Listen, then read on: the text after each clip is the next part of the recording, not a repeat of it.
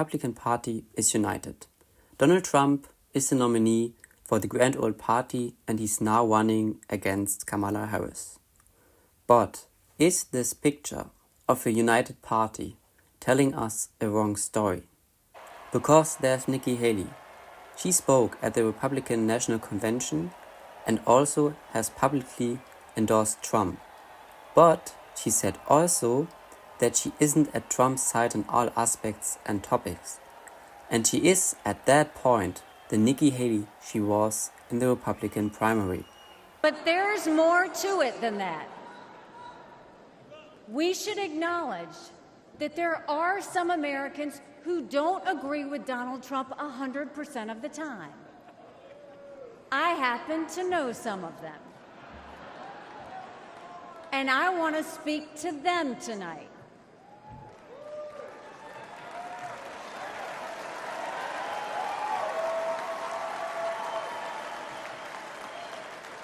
My message to them is simple. You don't have to agree with Trump 100% of the time to vote for him.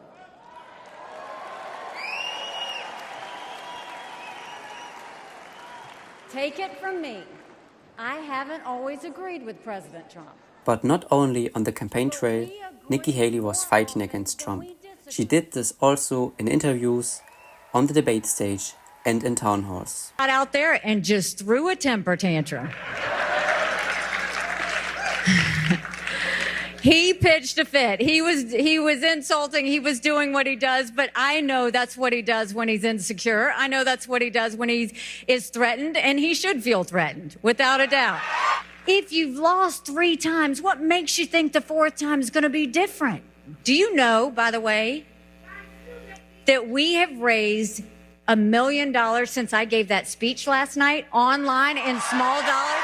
Republicans have lost the popular vote in 7 out of the last 8 presidential elections. That has to change.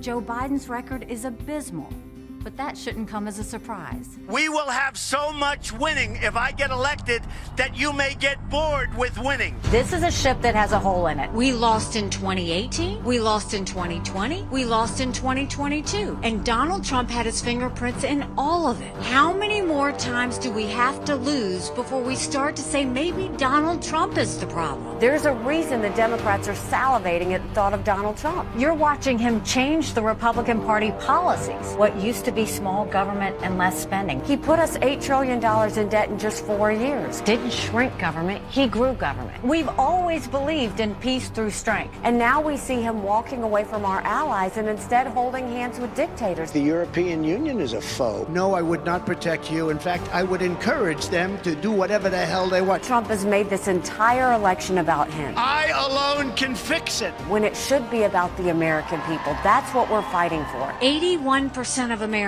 don't think their kids are going to live as good of a life as we did. I'm fighting for an America where our kids don't live in a country that's full of anger and hatred and division. I'd like to punch him in the face, I'll tell you. They're poisoning the blood of our country. Thugs that live like vermin. Haley delivered her message very successful. She came 3rd in Iowa and finished in New Hampshire with more than 30% of the total vote at the 2nd place.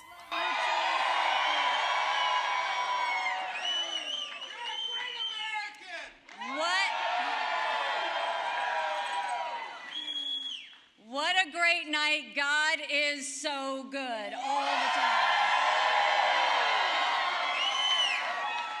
Thank you, New Hampshire, for the love, the kindness, the support, and a great night here tonight. Thank you so much. Touching every hand, answering every question, being the last person to leave. And we had the most amazing thing happen is the second that we got the endorsement from Governor Chris Sununu. I want to congratulate Donald Trump on his victory tonight. He earned it, and I want to acknowledge that. Now, you've all heard the chatter among the political class. They're falling all over themselves, saying this race is over.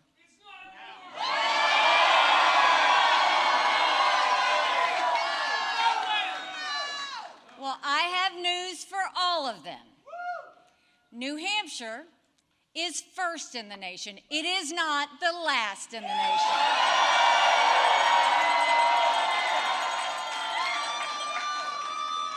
This race is far from over. There are dozens of states left to go. In her home state, South Carolina, she earned around 40% of the total vote.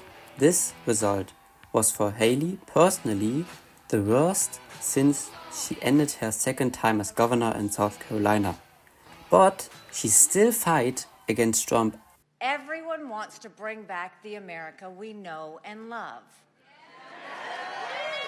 That's the underlying message of what happened today. I want to congratulate Donald Trump on his victory. I don't believe Donald Trump can beat Joe Biden. Nearly every day, Trump drives people away, including with his comments just yesterday. Today in South Carolina, we're getting around 40% of the vote.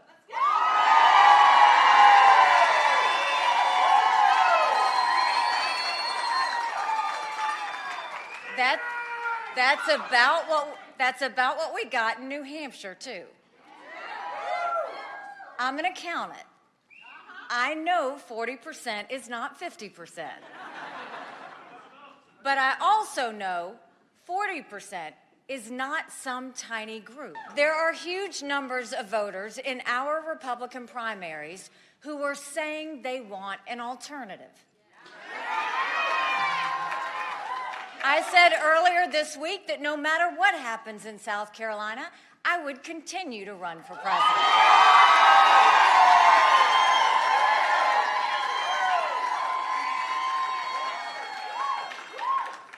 I'm a woman of my word. We are in a ship with a hole in it. That hole is Donald Trump. We can ignore the hole all we want, and we'll go down with the ship. Or we can go and see this for what it is, and understand if we go in a new direction, that we can save ourselves. And that's where this all comes down, is we have to know that we can be part of the solution. We have to know that America is better than what we have right now. We have to know that we have to be part of how that's going to happen. So if you join our movement, this is my promise to you, and you get everybody you know to join it with us. And I promise you, our best days are yet to come. It's great to be here. This morning, Nikki Haley is celebrating her first victory of the 2024 campaign, winning the Republican primary in Washington, D.C., making her the first woman to ever win a Republican presidential primary. This is the time for us to be loud and let everybody know that America is better than what we see right now.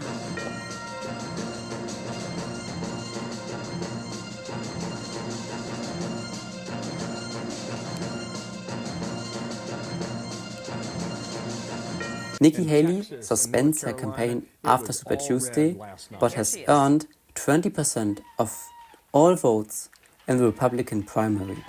I am filled with the gratitude for the outpouring of support we've received from all across our great country.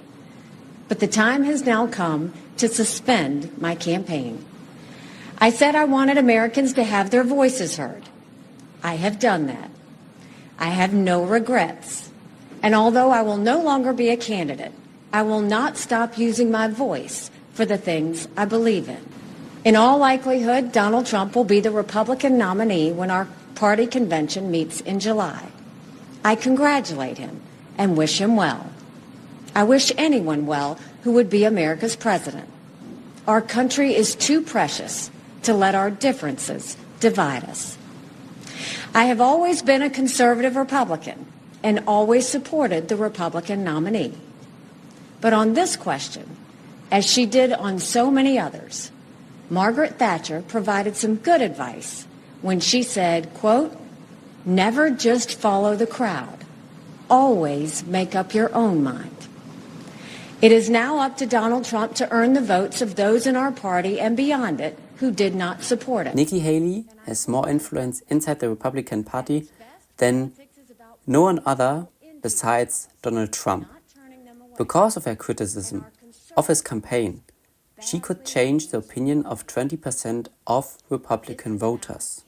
I said a lot of tough things about him in the campaign. He said a lot of tough things about me in the campaign. That's what happens in campaigns. I don't think we need to apologize or take anything back.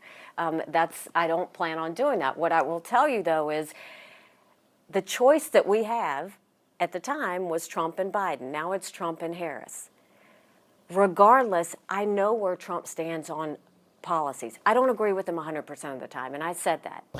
I've made it clear to him a couple of things. One, that he needs to go out and ask for the vote of conservative and moderate Republicans, suburban women, independents, conservative Democrats. This is going to be a tight election. He needs to go say, I need your vote. Donald Trump and J.D. Vance need to change the way they speak about women. You don't need to call Kamala dumb. She didn't get this far, just by accident. She's here. That's what it is. She's a prosecutor. You don't need to go and talk about intelligence or looks or anything else. Just focus on the policies. When you call even a Democrat woman dumb. But only after November the 5th, we will know if Nikki Haley's shift has changed something. Someone other who can be dangerous for Donald Trump is Chris Christie. He's very unknown, but this moment gone viral after one of the debates between the primary candidates. We're now 25 minutes into this debate, and he has insulted Nikki Haley's basic intelligence, not her positions, her basic intelligence. She doesn't know regions. She wouldn't be able to find something on a map that his 3-year-old could find. Look, if you want to disagree on issues, that's fine. And Nikki and I disagree on some issues. But I'll tell you this, I've known her for 12 years, which is longer than he's even started to vote in a Republican primary. And while we disagree about some issues and we disagree about who should be president of the United States, what we don't disagree on is this is a smart, accomplished woman, and you should stop insulting her. Christie is one of the Republicans who publicly don't support Donald Trump. He's also in some topics far apart from Donald Trump. Well, that's what he is. He's a clown. Okay? And that says nothing about you, because guess what? I voted for him twice, too. I voted for him twice. So I'm not saying anything about you. But here's the thing. I agree with a lot of his policies, too. Except he didn't implement them.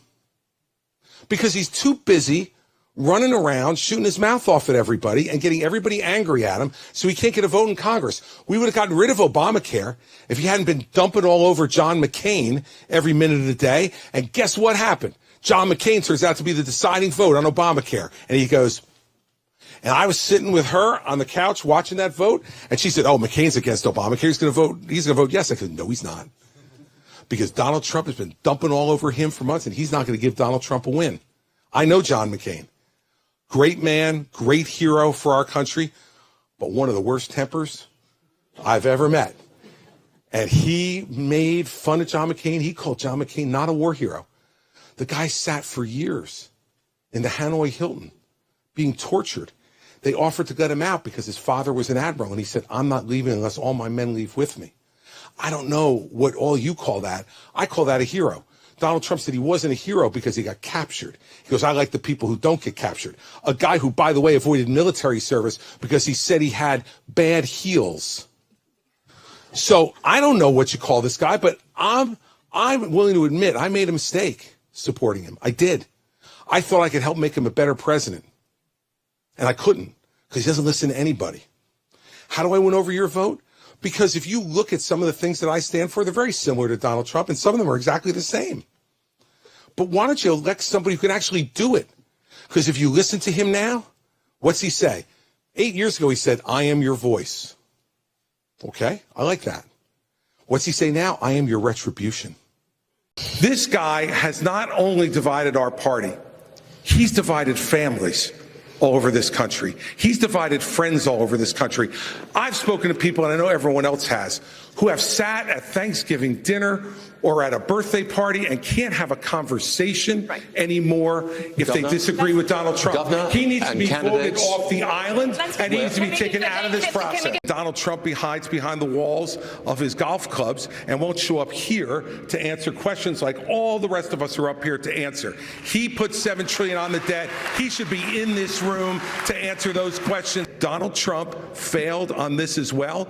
He said he was going to build a wall across the whole border. He built 52 miles of wall and said Mexico would pay for it. Guess what? I think if Mexico knew that he was only going to build 52 miles, they might have paid for the 52 miles. And I want to look in that camera right now and tell you, Donald, I know you're watching. You can't help yourself. I know you're watching, okay? And you're not here tonight not because of polls and not because of your indictments. You're not here tonight because you're afraid of being on the stage and defending your record. You're ducking these things. And let me tell you what's going to happen. You keep doing that, no one up here is going to call you Donald Trump anymore. We're going to call you Donald Duck. Let me start off by saying I have always believed, and I still believe now, that climate change is real and that human activity contributes to it. And that anybody who doesn't believe that is living in a fantasy world that it absolutely ignores the science. But the government can't ignore the problem and shouldn't. And I think we're doing a lot of things, and I did a lot of things as governor of New Jersey that I'm really proud of, that reduced our carbon emissions significantly. When I was governor of New Jersey, we were the second largest solar producing state in the country because we invested in solar energy in New Jersey and made it widely available to people, both from a business perspective and from a residential perspective. And it made a real difference in terms of the amount of solar energy we were producing. In New Jersey, and I'm citing New Jersey now because these are the things I would do if I were president. Beside that fact, Chris Christie also was the former Republican governor of the blue state, New Jersey. This state voted blue in all presidential elections since 1992. This means that Ronald Reagan was the last Republican who won the state in the presidential election. Also that Christie worked together with Democrats to solve problems, make him a politician of the center. Something that can be dangerous for Donald Trump.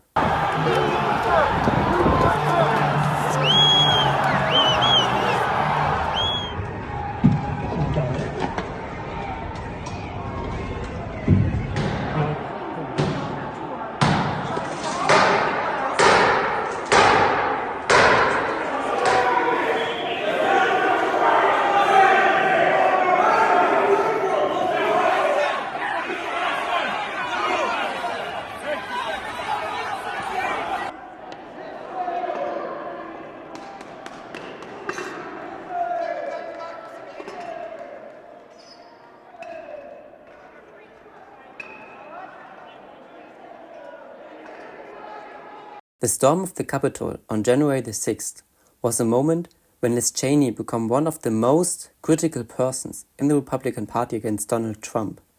I think that the Republican Party itself is clearly so caught up in this cult of personality that it's very hard to imagine that the party can survive.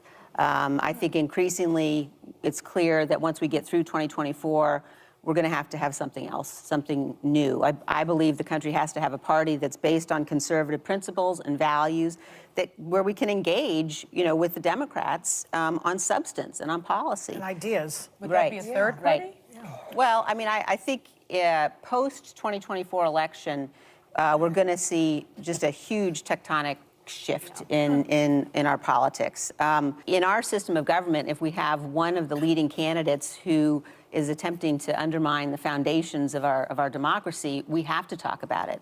We have to make sure people understand, especially independents, that when you get down to if it ends up being a choice, if he ends up as the Republican nominee, independents cannot say to themselves, you know what, I don't like a bunch of things about him, but I'm going to go ahead and vote for him.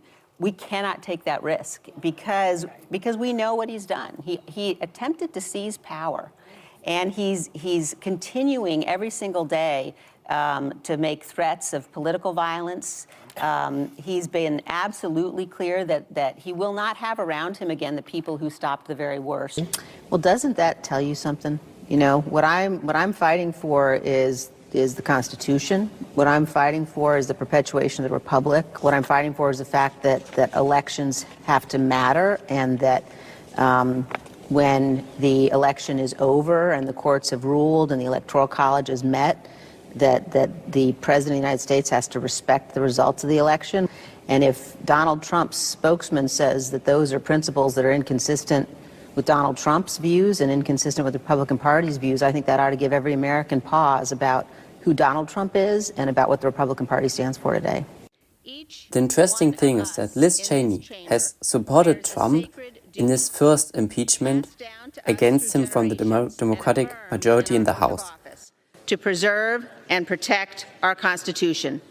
Madam Speaker, our nation's framers recognized that this republic is fragile and that extreme partisanship can be among the most severe threats to its survival.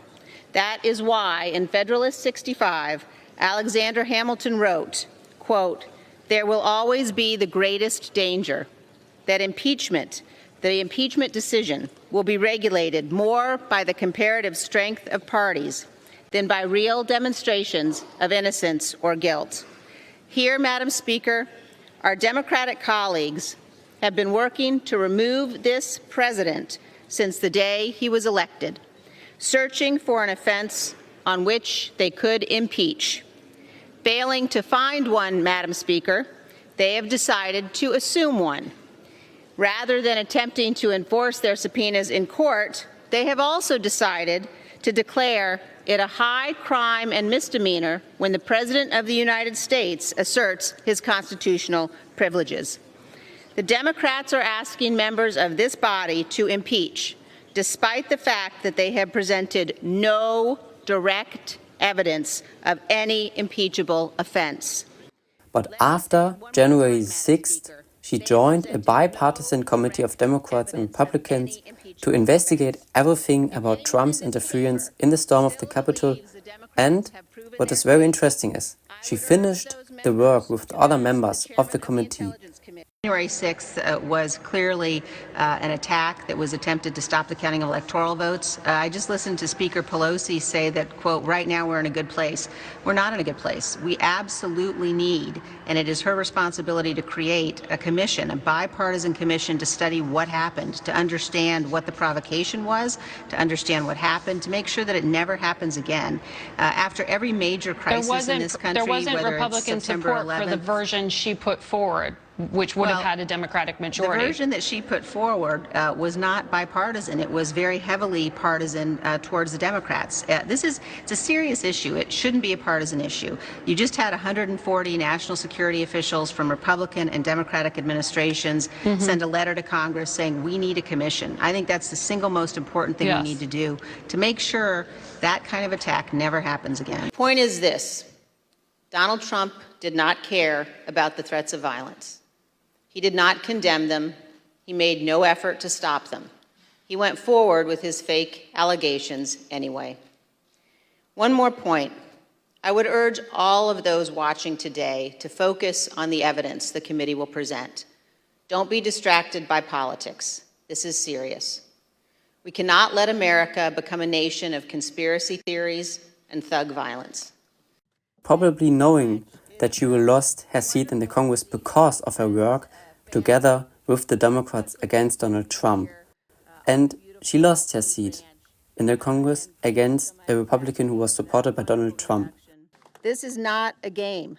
Every one of us must be committed to the eternal defense of this miraculous experiment called America. And at the heart of our democratic process are elections. They are the foundational principle of our Constitution. 2 years ago, I won this primary with 73% of the vote. I could easily have done the same again. The path was clear. But it would have required that I go along with President Trump's lie about the 2020 election. It would have required that I enable his ongoing efforts to unravel our democratic system and attack the foundations of our republic. That was a path I could not and would not take.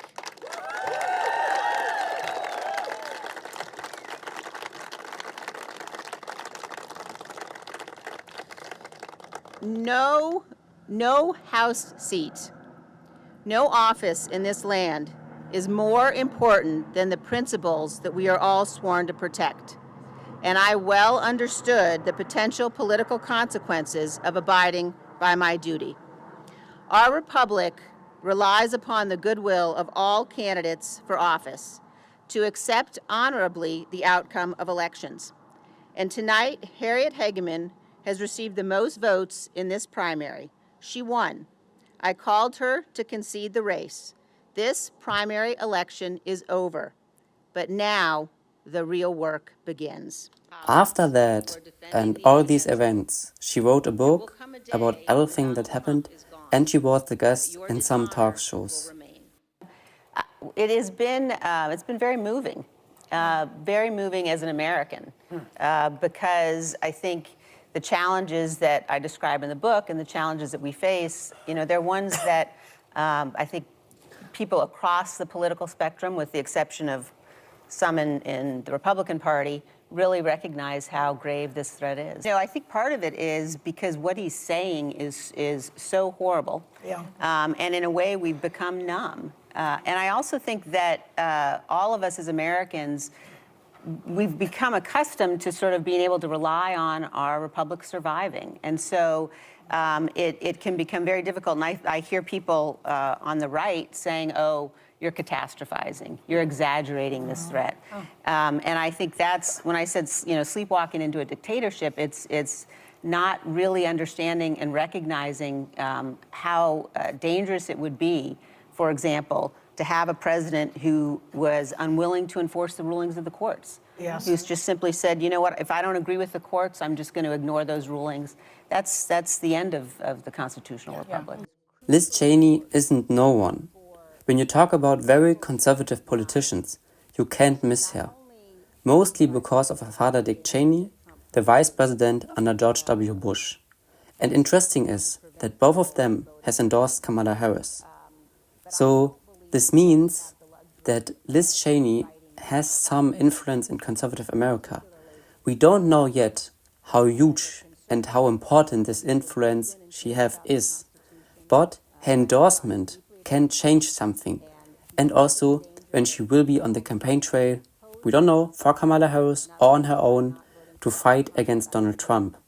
And what is very important is to say that these three persons, Nikki Haley, Chris Christie, and Liz Cheney, has the chance and the options to be very dangerous for Donald Trump and also to bring him down. But we will know this after every vote is cast after November the 5th, and then we know if Trump or Kamala Harris will be next president of the United States.